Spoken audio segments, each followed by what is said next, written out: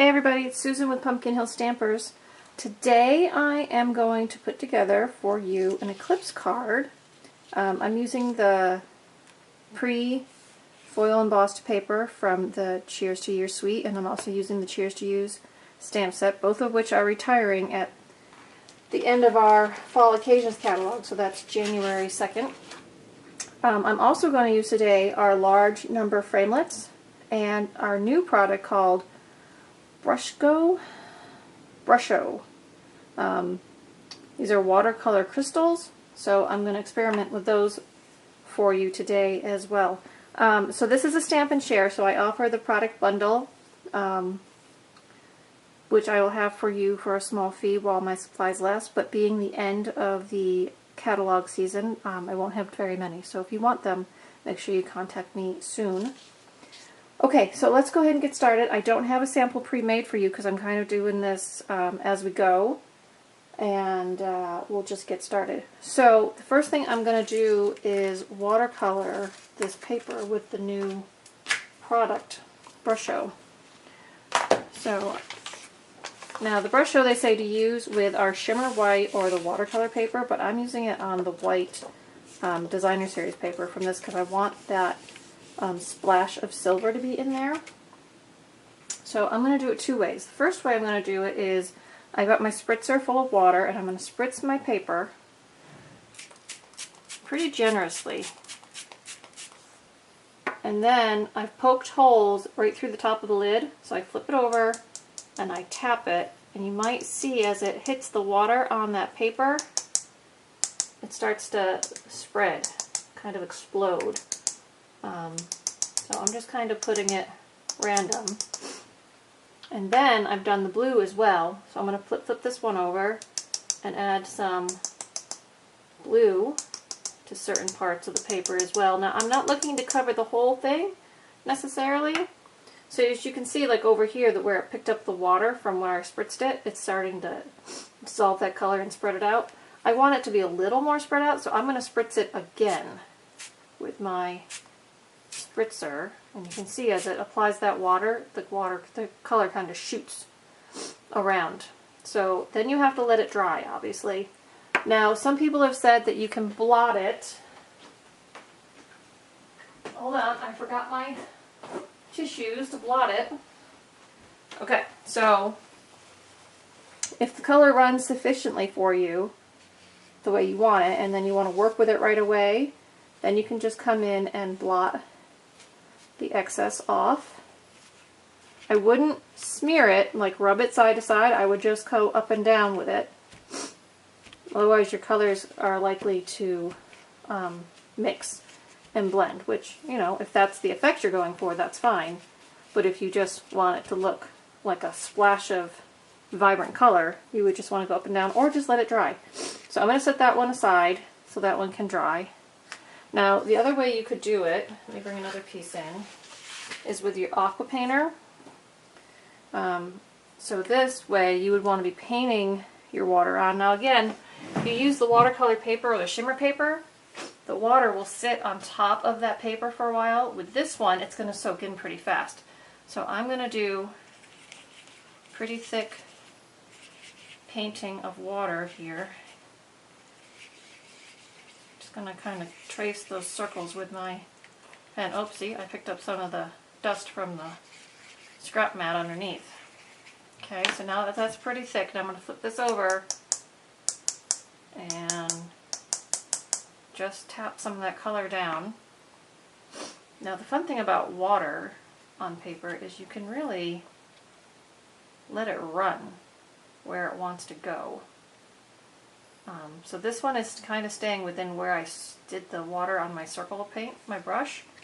And you see how it's kind of going into those. You can kind of help it along. Spread it around with the tip of your... So the more freestyle you want it, the less touching you want to do. But if you want to move that color to where you want it to be, you can certainly direct it. So that's the red. I'm going to clean that off. Okay, so I'm going to blot that too. So let's not have too much water on there. So I'm just blotting the excess water off. Now I'm going to do the blue. So I could have done them at the same time, but I was afraid that water would sink into that paper a little too fast. So I didn't want to do too much too fast. So now I'm going to come in with my aqua painter again, nice and wet, dripping. And now I'm going to come, oops, still got some red in there, clean that out.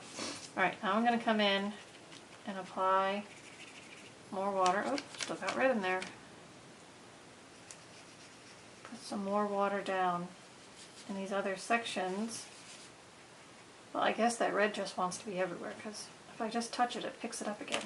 So now where I know it's wetter, I'm going to come back in and add some of that blue. So I can get that red, white, and blue feel to my... So you can see here where I blotted that water off, it's not mixing like it is where the thicker water is. So let me just get that to run a little bit. Like I did before, I'm going to use my aqua painter to come in here. Now, I know many of you were teachers. Red and blue make purple, so my son will be happy if they mix in together, because he likes purple. And so, this one's a little bit darker than maybe I would want, but it's a fun new medium to play with. So, and I can put some of that blue in some of these empty spots. Come in and touch up that too. So now I'm going to come back in and blot some of that water off. Remember, I'm not rubbing. I don't want to smear it. I just want to blot it. So, something to practice with, play with a bit.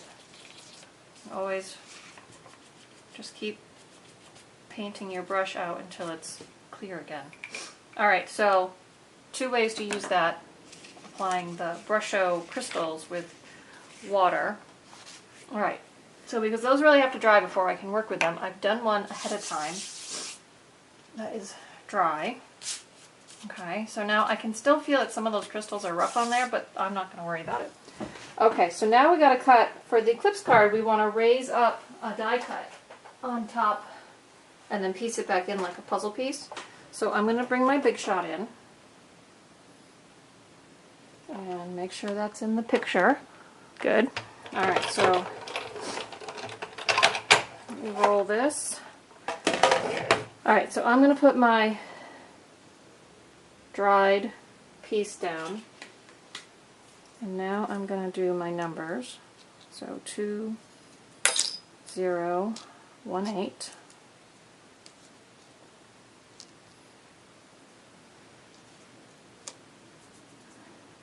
As we're approaching the new year, right? So I thought this would look fun, like fireworks with that paper behind it and then the colors. Alright, so I'm happy with that. So now I'm going to put my plate over the top.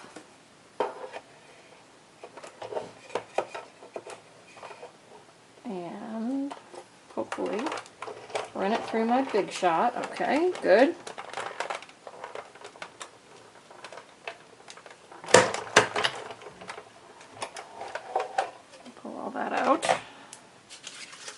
Alright, so let me put the Big Shot down again. So now, I just have to remove my numbers from the paper. Make sure you save that 0 center.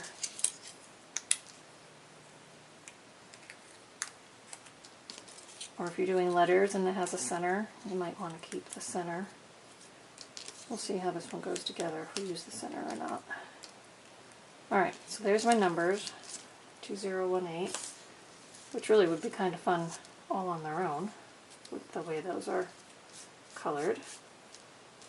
So, alright, so now I'm using Smoky Slate as my base, but red or blue or white would look just as well. Okay, so I'm going to snail this one down right on my card base. So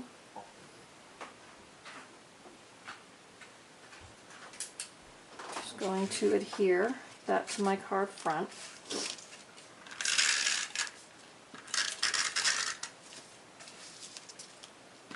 I'm going to make sure I get my edges tacked down, and then I also want to tack down between the numbers I don't want there to be a lift there.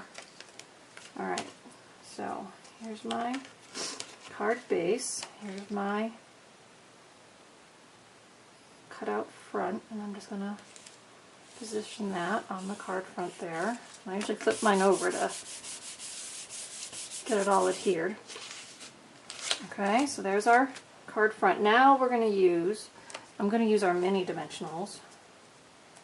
These are new this year, so they're smaller than our standard dimensionals. So now I'm going to come in and put these dimensionals on the back of my numbers.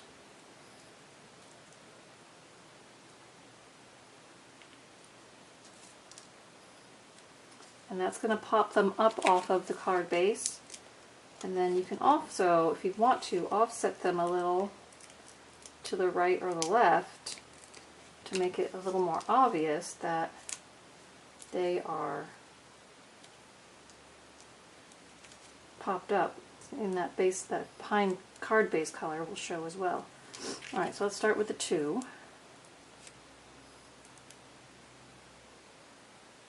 Get the backs off, right?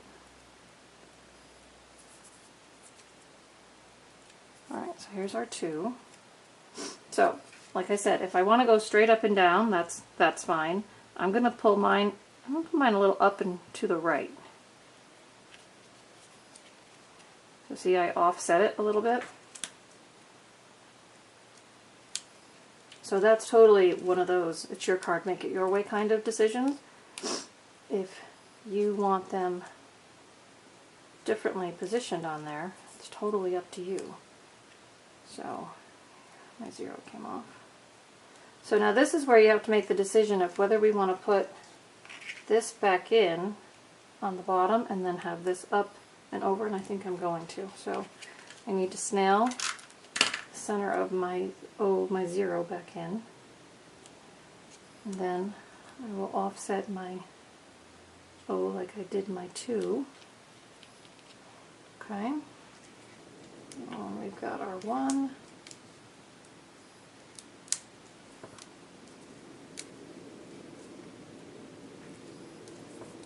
And get the sticky off. There we go. So here's our 1. And then the 8, we're going to have to put these 2 little guys back in, like we did for the 0. So there's the smaller one. Here's the bigger one. Pretty sure the big one goes on the bottom.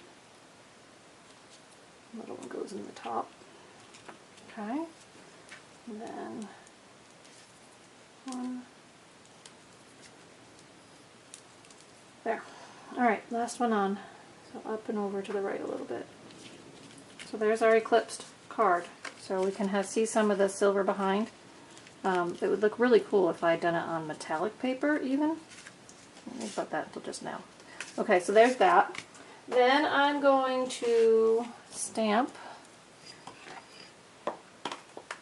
from the stamp set, Cheers to a New Year, since it's going to be a New Year's card. And I'm going to punch that out with a 1 3/8 inch punch, or you could use your framelits easily. And then I have our new label punch and a piece of red that was sitting on my table, and since I was using red and blue, I thought I could use that here. And I'm going to put this little circle on my label, and then I'm going to put that right on my card too. So now if I thought of it, I would have done more of this and made the tag out of that possibly. So, you know, as you're working on your cards, you kind of decide what you want to do with them. So just because I show you to do a card one way doesn't mean you have to do it my way. So maybe I'll put it right in the middle. Yeah, right in the middle. Alright. So there we go, an Eclipse card for the new year. So I hope you enjoyed this little quick stamp and share. Oh, I have a couple other papers I wanted to show you. So I was practicing with the Brusho, and so here's one. That was one I had done with the spritzer. This one I also did with the spritzer, but I left more white in there. And then this is the one I did with the aqua painter at first, and it was way too wet, and as you can see, mine turned out much more purple than red and blue, and that took a long time to dry. So it's something you have to, if you get it, you have to play with it, you know, kind of see what you like with it. There's also a video out by Stampin' Up! Where they show how to watercolor with the brush show, so we'll do that again in the new year. But it was kind of a fun new project, and I thought I could use it to make this Eclipse card that's been on my list to make for a while. So I hope you enjoyed it, and I hope you all have a wonderful holiday, as we are approaching holiday weekend again. And I'll see you again on my next Stampin' video. Alright everybody, enjoy and give an Eclipse card a try. Happy stamping!